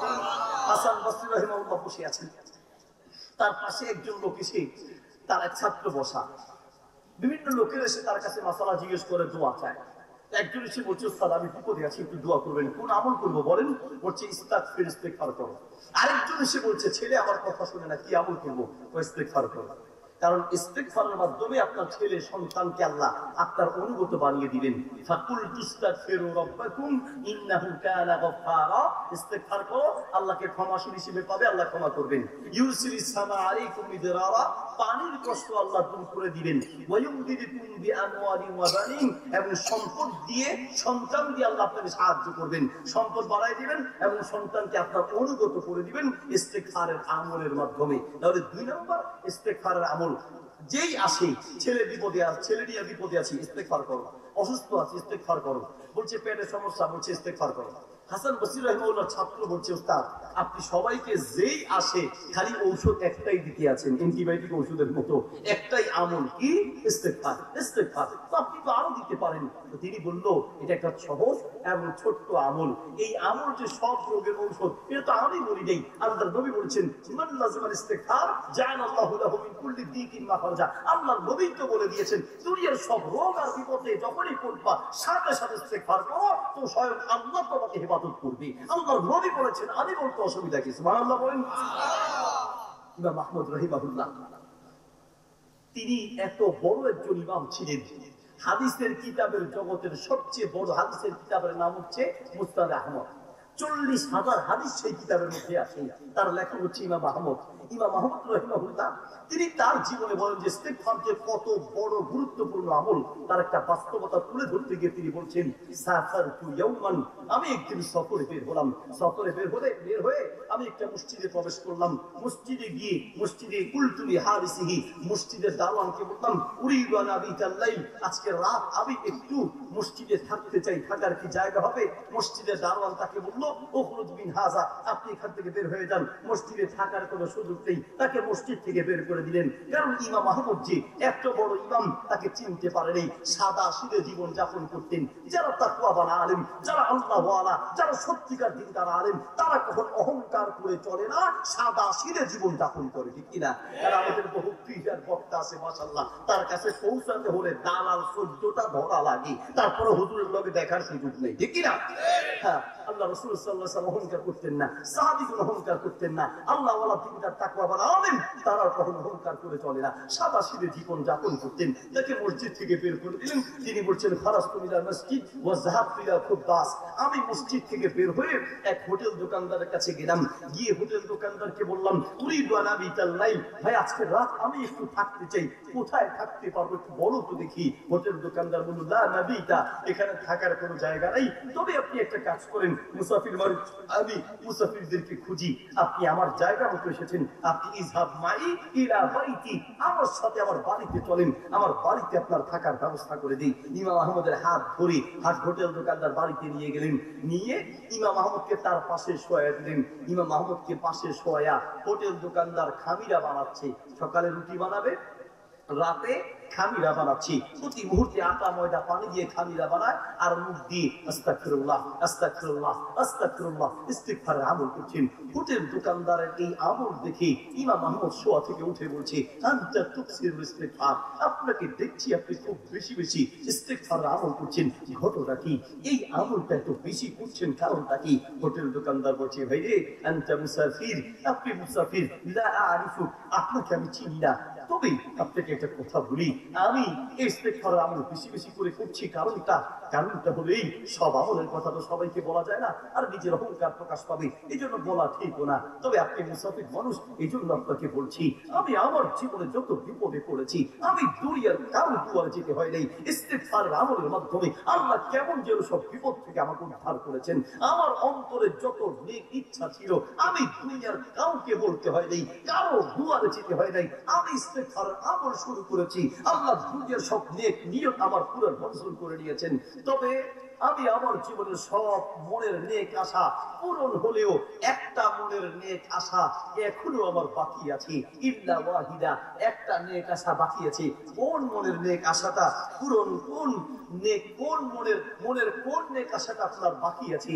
ইমাম আহমদ শোয়া থেকে উঠে হোটেল দোকানদারকে বলছেন সব আশা পূরণ হয়েছে, এখনো একটা মনের আশা বাকি, তো কোনটা বাকি আছে? হোটেল দোকানদার বলল ভাই রে আপনি মুসাফির মানুষ, আপনাকে দেখে আমার মনে পড়েছে কত মানুষকে দেখি, কত ভালো বলাবা দেখেছি, কিন্তু আমি একজন আলেমকে কলিজা দিয়ে ভালোবাসি, তার নাম হচ্ছে ইমাম আহমদ, অনেক বড় একজন আলেম, তার নাম শুনেছি কখনো দেখার সুযোগ হয় নাই, আমি হোটেল দেখে তার কাছে যেতেও পারি না, ঠিকানা জানি না, কিচ্ছু না, তবে আমি ইস্তিগফারের আমল করছি, আল্লাহ চাহে তো একদিন এইরকম মুসাফির আস্তে আস্তে একদিন আল্লাহ হয়তো ইমাম আহমদকে মিলাইয়া দিতে পারেন। ইমাম আহমদ শোয়া থেকে উঠে জড়িয়ে ধরে বললেন ভাই আপনার আর কোনো মনের আশা বাকি নাই, আপনি যে ইমাম আহমদকে খুঁজছেন সেই ইমাম আহমদের কাছে আপনাকে যেতে হয় নাই, আল্লাহ সেই ইমাম আহমদকে টেনে টেনে আপনার বাড়িতে নিয়ে এসেছেন, আমি ইমাম আহমদ আপনার বাড়িতে উপস্থিত আছে। আল্লাহু আকবার। যদি আপনাকে বুঝাই ইস্তিগফার যে কত গুরুত্বপূর্ণ একটি আমল, কত গুরুত্বপূর্ণ একটি আমল। বন্ধু আমার, যে কোনো বিপদে পড়ে ইস্তিগফার করবেন, ইস্তিগফার করবেন। এক নাম্বার আমল বললাম আয়াতুল কুরসি পড়বেন, দুই নাম্বার আমল বললাম ইস্তিগফার করবেন, নাম্বার তিন নাম্বার আমল নবী সাল্লাল্লাহু আলাইহি ওয়াসাল্লাম বলেন সকাল সন্ধ্যা সূরা ইখলাস ফালাক নাস পড়বেন, একবার সূরা ইখলাস, একবার সূরা ফালাক, একবার সূরা নাস পড়বেন সকালে ফজরের পরে, সন্ধ্যায়, এছাড়াও অন্যান্য যে কোনো সময় নবী সাল্লাল্লাহু আলাইহি ওয়াসাল্লাম তিনি রোগের অনুভব করলেই সূরা ইখলাস ফালাক নাস পড়তেন। এগুলোকে বলা হয় মুআউযিজাত, মানে তাবিজাত, মুআউযিজাত, হ্যাঁ, আশ্রয় প্রার্থনার সূরা। এই তিনটি সূরা নিয়মিত পড়বেন এবং রাতে ঘুমানোর আগে আল্লাহর নবী এই আমলটি করতেন, একবার সূরা ইখলাস পড়তেন, একবার সূরা ফালাক, একবার সূরা নাস পড়ে দুটি হাত একসাথে করে হাতে ফু দিয়ে মাথা থেকে শুরু করে চেহারা, বুক, পেট এবং পায়ের কিছু অংশ মুছে দিতেন, তিনবার পড়তেন, তিনবার মুছে দিতেন, তিনবার পড়তেন, তিনবার এইভাবে মুছে দিতেন। এই আমলটির মাধ্যমে দুনিয়ার সমস্ত রোগ আর বিপদ থেকে আল্লাহ আপনাকে হেফাজত করবে। সুবহানাল্লাহ। তিন নাম্বার আমল সূরা ইখলাস ফালাক নাস করবেন। নাম্বার চার নাম্বার আমল হলো ঘরে প্রবেশ করার সময় সালাম দিয়ে ঘরে প্রবেশ করবেন। নবী সাল্লাল্লাহু আলাইহি ওয়াসাল্লাম বলেন মান দাখালা বাইতাহু ফাসাল্লামা, যে ব্যক্তি ঘরে প্রবেশ করবে এবং ঘরে প্রবেশ করার সময় সালাম দিয়ে ঘরে প্রবেশ করবে। ঘরে কেউ থাকলেও সালাম দিতে হয়, না থাকলেও ঘরে কেউ সালাম দিবেন, থাকলেও সালাম দিবেন, না থাকলেও সালাম দিবেন। নবী সাল্লাল্লাহু আলাইহি ওয়াসাল্লাম বলেন যে ব্যক্তি ঘরে প্রবেশ করার সময় সালাম দিয়ে ঘরে প্রবেশ করবে, যতক্ষণ ঘরে থাকবে ততক্ষণ আল্লাহ তাকে স্বয়ং নিজে ঘরের মধ্যে নিরাপত্তা দিবে। সুবহানাল্লাহ বলেন। ঘরে থাকা অবস্থায় কত বিপদ হতে পারে, ঘরে থাকা অবস্থায় ভূমিকম্প হতে পারে, ঘরে থাকা অবস্থায় ডাকাত আক্রমণ করতে পারে, ঘরে থাকা অবস্থায় আপনি বিভিন্ন বিপদে পড়তে পারেন। ঘরের সমস্ত রোগ থেকে বিপদ থেকে আল্লাহ আপনাকে হেফাজত করবেন। ঘরে সালাম দিয়ে প্রবেশ করবেন। সালাম মুখে দিতে হয়। আসসালামু আলাইকুম, আসসালামু আলাইকুম ওয়া রাহমাতুল্লাহ, আসসালামু আলাইকুম ওয়া রাহমাতুল্লাহি ওয়া বারাকাতুহু। সালাম দেওয়ার নিয়ম হলো সম্পূর্ণ মুখে, মুখে ছাড়া পায়ে ধরে সালামের যে পদ্ধতি, সেই পদ্ধতি ইসলামী পদ্ধতি নয়, এটা হিন্দুয়ানি পদ্ধতি। কোন মুসলমান এটাকে সমর্থন করতে পারে না। আপনার পছন্দ হোক বা না হোক, বহু জায়গায় এটা নিয়ে ঝগড়া শুরু হয়। বাবা, মুসলমানদের কপালের বড় দাম, মুসলমানদের কপাল যেখানে সেখানে নত হতে পারে না। হিন্দুর কপাল ওটা মন্দিরের সামনে, ওটা গাছের সামনে, ওটা মূর্তির সামনে, ওটা মানুষের সামনে নত হতে পারে। মুসলমানদের কপালের বড় দাম, মুসলমানদের কপাল আল্লাহ ছাড়া কোন পীরের সামনে, কোন মাজারে, কোন কবরে, কোন ওলি আউলিয়া কারোর সামনে নত হতে পারে না। ঠিক কিনা? কপাল আল্লাহ ছাড়া পৃথিবীর কারো সামনে নত হতে পারে না। কাজেই মুসলমান সালাম দিবি তো মুখে সালাম দিবি। আবার অনেকে কপালে লাগায় সালাম দেয়। আপনার বিভিন্ন রিক্সার ড্রাইভার, সিএনজির ড্রাইভার, গাড়ির ড্রাইভার প্রথম যে টাকা পায় এটাকে ক্যাশে লাগায়, কপালে লাগায়, নাকে লাগায়, মুখের মধ্যে বাপ দাদার নাম ডুবাইয়া সুমা খায়। তো প্রথম টাকাটা যদি এইভাবে সালাম দেয় তাহলে টাকার মধ্যে বরকত আসে। দোকানদাররা প্রথম যে টাকা পায় এটাকে কপালে লাগায়, নাকে লাগায়, মুখে লাগায়, বাপ দাদার নাম ডুবাইয়া চুমা খায়। বন্ধু আমার, এইরকম সালাম দেওয়ার পদ্ধতি ইসলাম সমর্থন করে না। ইসলাম সমর্থন করে শুধুমাত্র মুখে সালাম দিবেন। আমাদের অনেক সময় পাতিলে যদি পা লেগে যায় পাতিল ধরে সালাম করি, ঝাড়ুর সাথে পা লাগলে ঝাড়ু ধরে সালাম করি। এগুলো হচ্ছে আমাদের দেশের সমাজের একটা কুসংস্কার। এমন অসংখ্য কুসংস্কার আমাদের সমাজে আছে। ঘরে প্রবেশ করার সময় সালাম দিয়ে ঘরে প্রবেশ করবেন। মা বাবা আত্মীয় স্বজন থাকলে তো অবশ্যই সালাম দিবেন, না থাকলেও দিবেন। দুঃখের সাথে বলতে হয় আমরা ঘরে ঢুকার সময় সালাম দিতে লজ্জা পাই। কেন কেন কয় যে ঘরে ঢুকলো আমার বউ আছে, আমি বুঝি তাহলে সালাম দিব, আমার আব্বা আম্মা আমারই তো লোক, তা আমার লোকের আমি সালাম দিব, এটা কেমনে হয়? বন্ধু আমার, সালাম হলো দুয়া। সুবহানাল্লাহ বলেন। একজন মুসলমানের পক্ষ থেকে আরেকজন মুসলমানের জন্য সালামের চেয়ে বড় দুয়ার কি হতে পারে? সালামের চেয়ে বড় কোনো উপহার আর হাদিয়া কিছু হতে পারে না। আপনি আপনার প্রিয়জনকে তো সালাম বেশি বেশি করে দিবেন, কারণ তার জন্য এটা হলো সবচেয়ে বড় উপহার। নবী সাল্লাল্লাহু আলাইহি ওয়াসাল্লামের দুইজন সাহাবী, সালমান ফারসি রাদিয়াল্লাহু তাআলা আনহু তিনি থাকতেন মাদায়েনে, আর আবু দারদা রাদিয়াল্লাহু তাআলা আনহু তিনি থাকতেন আপনার দামেস্কে। নবী সাল্লাল্লাহু আলাইহি ওয়াসাল্লামের কিছু সাহাবী সালমান ফারসি রাদিয়াল্লাহু তাআলা আনহুর কাছ থেকে আবু দারদা রাদিয়াল্লাহু তাআলা আনহুর কাছে আসলেন। আসার পরে আবু দারদা রাদিয়াল্লাহু তাআলা আনহু বারবার তাদেরকে জিজ্ঞেস করলেন যে তোমরা তো আমার ভাই সালমান ফারসির কাছ থেকে এসেছো, তো তিনি আমার জন্য কি হাদিয়া দিয়েছেন বলো। বলছে আমাদেরকে কোনো হাদিয়া দেয় না। কেন? অসম্ভব, আমি আমার ভাইকে চিনি, তিনি আমার জন্য কোন উপহার দিবেন, এটা হতেই পারে না। বলছে না, কোন উপহার দেয় নেই। বলছে আচ্ছা ঠিক আছে, তাহলে কথা বলো। কথাবার্তা শেষ, চলে যাচ্ছে। যাওয়ার সময় সে সাহাবীরা বলল যে আপনার ভাই আপনার তার পক্ষ থেকে আপনাকে সালাম দিয়েছেন, এটা বলতে আমরা ভুলে গেছি। তখন আবু দারদা রাদিয়াল্লাহু তাআলা আনহু বলেন আমি তো এই হাদিয়ার কথা বলেছি, আমি তো এই উপহারের কথা বলেছি। একজন মুসলমানের পক্ষ থেকে আরেকজন মুসলমানের জন্য সবচেয়ে বড় উপহার আর হাদিয়া হলো সালাম। সালামের চেয়ে বড় কোনো উপহার থাকতে পারে না। সালাম। এজন্য নবী সাল্লাল্লাহু আলাইহি ওয়াসাল্লাম চারটা কাজ করো, নিরাপদে জান্নাতের মেহমান হতে পারবে। সুবহানাল্লাহ বলেন। চারটা, এদিকে চারটি কাজ, কষ্ট হচ্ছে আপনাদের। চারটা আমল নিয়মিত করো, নিরাপদে জান্নাতের মেহমান হতে পারবে চারটি আমলের মাধ্যমে। এক, আফসুস সালাম, বেশি বেশি সালাম দাও। দুই, আতইমুত তাআম, মানুষকে খাওয়াও, তৌফিক থাকলে যতটুকু আছে মানুষকে হালাল পন্থায় খাওয়াও, আবার হারাম পন্থায় নয়, অবৈধ পন্থায় নয়, কুসংস্কার পন্থা নয়। 4 দিন না 40 অমুক তমুক এই সেই মৃত ব্যক্তিকে কেন্দ্র করে যে সেই খাবার, এগুলো ইসলাম সমর্থন করে না। যেগুলো ইসলাম সমর্থন করে সেই পদ্ধতিতে খাওয়াবেন। পারলে মানুষকে আইনা দাওয়াত দিয়ে খাওয়াবেন, এমনিতে খাওয়াবেন, বিদাতি পন্থায় কুসংস্কারের পন্থায় নয়। মানুষকে খাওয়ান। এক, বেশি বেশি সালাম দেন। দুই, মানুষকে খাওয়ান। তিন, ওয়াসিলুল আরহাম, আত্মীয়র সাথে সুসম্পর্ক রাখেন। নাম্বার 4, ওয়াসাল্লু বিল-লাইল ওয়ান নাস নিয়াম, শেষ রাতে নামাজ পড়েন যখন মানুষ ঘুমিয়ে যায়, মানে তাহাজ্জুদের নামাজ। এই চারটি আমল যে ব্যক্তি নিয়মিত বেশি বেশি করবে, ওই ব্যক্তি তাদখুলুল জান্নাতা বিসালাম, নিরাপদে আল্লাহর জান্নাতের মেহমান হতে পারবে। এই 4টি কাজ নিয়মিত করতে হবে। এর মধ্যে একটু হচ্ছে সালাম। নবী সাল্লাল্লাহু আলাইহি ওয়াসাল্লাম বলেন, ঘরে প্রবেশ করার সময় সালাম দিয়ে প্রবেশ করো, যতক্ষণ ঘরে থাকবে আল্লাহর নিরাপত্তার মধ্যে থাকবি। ঘর থেকে যখন বের হবে ছোট্ট একটা দোয়া পড়ে বের হলে বাইরে যতক্ষণ থাকবে আল্লাহ ততক্ষণ বাইরে নিরাপত্তা দিবে। সেই ছোট্ট দোয়াটা কি? বিসমিল্লাহি তাওয়াক্কালতু আলাল্লাহি লা হাওলা ওয়ালা কুওয়াতা ইল্লা বিল্লাহ। এই ছোট্ট দোয়াটি পড়ে ঘর থেকে বের হলে যতক্ষণ বাহিরে থাকবেন ততক্ষণ স্বয়ং আল্লাহ আপনাকে নিরাপত্তা দিবে। সুবহানাল্লাহ বলেন। এই আমলটি নিয়মিত করবেন ইনশাআল্লাহ। সর্বশেষ আরেকটি আমল বলে দিয়ে শেষ করে যাই। আমার এটা পারিবারিক আমল, আলহামদুলিল্লাহ। আমি আপনাদেরকে বলার অর্থ হচ্ছে আপনি পারিবারিক ভাবে এই আমলটি চালু করবেন।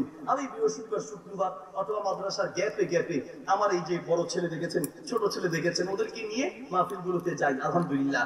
তো উদ্দেশ্য হলো যে আমি মাহফিলে থাকি, ওদেরকে তেমন সময় দিতে পারি না। গাড়িতে উঠতেই দুই ভাইকে মাঝে মাঝে আপনার প্রতিযোগিতা লাগিয়ে দেই। দুইজনে মিলে লা ইলাহা ইল্লাল্লাহু ওয়াহদাহু লা শারীকা লাহুল মুলক ওয়া লাহুল হামদু ওয়া হুয়া আলা কুল্লি শাইইন কাদির পড়ো, কে কত বেশি করতে পারো দেখা যাক। এভাবে ওদের দাদা মানে আমার বাবা, আমার আম্মা, আমার ওয়াইফ মানে আমার পারিবারিক ভাবে আলহামদুলিল্লাহ জিকিরটি নিয়মিত করি। কারণ আমার জানা মতে জিকিরের যত ফজিলত পেয়েছি, এই জিকিরের চেয়ে বড় কোনো ফজিলত পেয়েছি এমন কোন হাদিস আমার চোখে পড়ে নাই। আমার জানা মতে সবচেয়ে বড় ফজিলতপূর্ণ জিকির আর আমলের মধ্যে এই আমলটি বা এই জিকিরটি পড়ে। সুবহানাল্লাহ বলেন। নবী সাল্লাল্লাহু আলাইহি ওয়াসাল্লাম বলেন, যে ব্যক্তি নিয়মিত, যে ব্যক্তি 100 বার এই জিকিরটি করবে, লা ইলাহা ইল্লাল্লাহু ওয়াহদাহু লা শারীকা লা লাহুল মুলক ওয়া লাহুল হামদু ওয়া হুয়া আলা কুল্লি শাইইন কাদির। প্রতিযোগিতামূলক ভাবে করবেন, ওয়াইফকে নিয়ে, ছেলে মেয়েকে বসে যারা শুরু করি দেখি ইনশাআল্লাহ কে কত বেশি করতে পারো। এইভাবে প্রতিযোগিতা করে করে করে করে ইনশাআল্লাহ ঘরে আমলের প্রতিযোগিতা বাড়াবেন। আল্লাহ তাআলা তৌফিক দান করুন। নবী সাল্লাল্লাহু আলাইহি ওয়াসাল্লাম বলেন, যে ব্যক্তি 100 বার এই দোয়া জিকিরটি করবে তার 1 নাম্বার ফজিলত, কুতিবাত লাহু মিয়াতু হাসানাতিন, তার আমলনামায় 100 নেকি লেখা হবে। 2 মুহিয়াত আনহু মিয়াতু সাইয়্যাতিন, তার আমলনামা থেকে 100 গুনাহ মুছে দেয়া হবে। তাহলে 1 নাম্বার 100 নেকি লেখা হবে, 2 নাম্বার 100 গুনাহ মুছে দেওয়া হবে। নাম্বার 3 নাম্বার হচ্ছে হিরজাম মিনাশ শাইতান, ওই দিনের জন্য শয়তান জিন ভূত থেকে সকল বিপদ থেকে আল্লাহ আপনাকে হেফাজত করবেন। 3 নাম্বার, জিনে ভূতের রোগী যদি আমরা দেখি তাহলে জিনে ভূতের রোগীদেরকে আমরা এই জিকিরটা দিই। অনেকেই জিনের সমস্যাগ্রস্ত, অনেকেই জাদুটোনায় জাদুগ্রস্ত আছে। ঘরে ঘরে, সংসারে সংসারে দেখা যায় স্বামী ভালো হঠাৎ করে চেঞ্জ, স্ত্রী ভালো হঠাৎ করে চেঞ্জ, ছেলেগুলো ভালো হঠাৎ করে চেঞ্জ, পরিবারের ঘরে ঘরে এখন এই জাদুটোনা, কালো জাদু, ব্ল্যাক ম্যাজিক ইত্যাদি চলছে।